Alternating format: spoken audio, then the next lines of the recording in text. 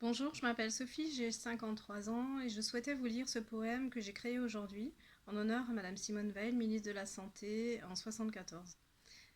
Madame Simone Veil a dit le 26 novembre 1974, je cite: « Je voudrais tout d'abord vous faire partager une conviction de femme. Je m'excuse de le faire devant cette assemblée, presque exclusivement composée d'hommes. Aucune femme ne recourt de gaieté de cœur à l'avortement. Il suffit d'écouter les femmes. C'est toujours un drame. Et cela restera toujours un drame. » Voici le poème que j'ai composé aujourd'hui, 4 mars 2024.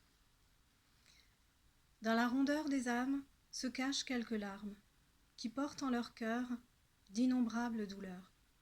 Novembre 74, cri du cœur, nouvelle cause, pour libérer nos femmes d'innombrables grands drames.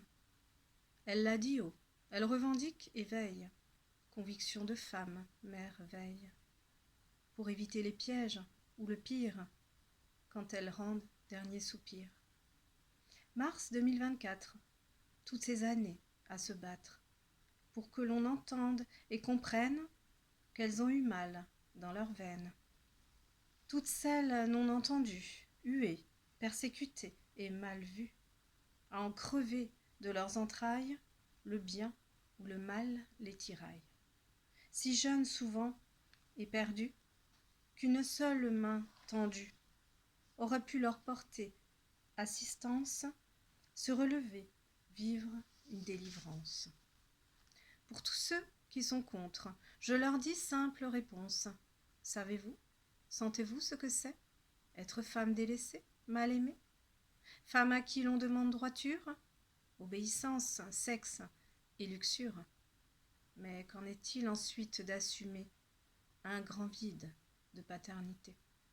Alors vous, qui vous dites bienfaiteur, ecclésiaste ou idéaliste rêveur, si un jour vous passez par là, vous comprendrez le grand froid qui tétanise de peur toutes celles qui ont eu recours à de telles horreurs pour tenter de se libérer de leurs entrailles, enfants non désirés. Personne ne peut dire quoi que ce soit sur ce qu'elles vivent dans leur effroi. Ne les condamnez pas si vite à les pointer du doigt, ces petites. Elles ont eu soif de grande liberté, à devoir souvent se cacher. Les obligations de devoir conjugal ont mis leur conscience bien à mal. Peut-être en souffrent-elles encore d'avoir gaspillé vie dans leur corps. Mais ce qui les ruine par moments, c'est d'avoir perdu leur enfant. Ne les condamnez pas si vite avec vos mots et vaines critiques. Elles ont fait comme elles ont pu, de dégoût à corps perdu. J'en connais beaucoup qui l'ont fait pour avancer loin devant regret. Et chaque fois, dans leurs entrailles, elles revivent ce moment de bataille. La libération de ces femmes un jour fera polémique, un instant, un jour. Qu'à cela ne tienne, elles savent pourquoi elles l'ont fait, c'est brave. Je ne peux pas être de celles qui croient que demain ne sera fait que de lois.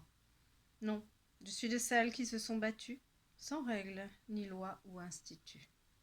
Quand il existe encore excision, voile qui cache, viol ou prostitution, alors taisez-vous, honteux ignares, pour qui les corps sont vos pouvoirs. Je le revendique haut et fort, je suis seul maître à bord.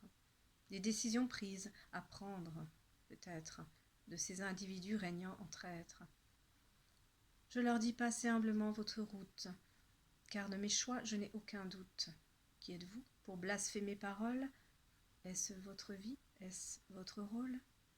Et à ceux qui n'ont rien compris de toutes ces femmes mortes ou meurtries, je leur dis laissez-les vivre un peu, soignez leurs blessures et cœurs malheureux. 50 ans de grand écart, femmes, il n'est jamais trop tard pour aimer vos hommes avec courage et pardonner autant de ravages. Soyez fortes, belles et valeureuses. De nombreuses heures encore ténébreuses, peu importe toutes ces lois qui résonnent, dans le passé et au présent, j'ai vu naître ces moments forts qui règnent en maîtres. Les faiseurs d'anges n'en ont pas fini de traverser les lois du grand mépris. Alors pour le moment, je ne sais pas encore qui aurait raison de vie ou de mort. Tout ce que je sais est que 50 années ont été ce temps long à délibérer. Mais ce qui m'importe ne sont pas ces lois, les constitutions, les politiques, les débats. C'est que cessent enfin tous ces grands carnages qui ont noirci d'encre d'innombrables pages. Ce que je souhaiterais est que toutes puissent dire combien dans leur corps elles ont pu souffrir et qu'enfin cessent les incompréhensions d'avoir à prendre de telles décisions. La condition des êtres sera-t-elle toujours à devoir se taire ou montrer au grand jour qu'elles en ont assez d'être sous le joug de grandes décisions suite à grand dégoût? Je ne suis vraiment pas d'un bord ou de l'autre.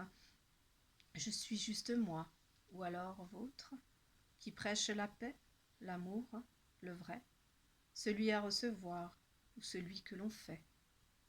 Ce ne sont pas des écrits en l'air, juste un cri du cœur, un peu en colère.